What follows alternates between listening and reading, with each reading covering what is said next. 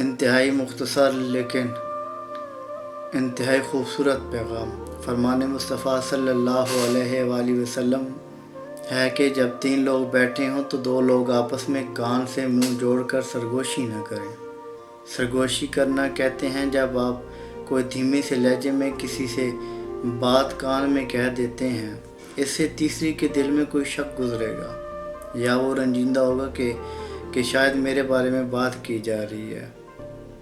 کتنا خوبصورت دین ہے، مکمل ضابطۂ حیات ہے۔ آپ نے پریکٹیکلی بھی دیکھا ہوگا، روزمرہ کے معاملات میں ہم کچھ لوگ بیٹھے ہوں تو 2 لوگ جب کان سے منہ جوڑ کر سرگوشی کرتے ہیں، دھیمے سے لہجے میں کوئی بات کرتے ہیں، تو کسی کے دل میں شک گزرتا ہے کہ شاید مجھے ڈسکس کیا جا رہا ہے، یا کوئی ایسی بات ہے جو پرلے درجے کی بات ہو سکتی ہے، یا کوئی اندر کی بات ہے جو منہ سے نہیں کی جا سکتی، یا منہ سے چھپانے کی کوشش کی جا رہی ہے۔ تو شیطان ایسے میں وسوسے ڈال دیتا ہے۔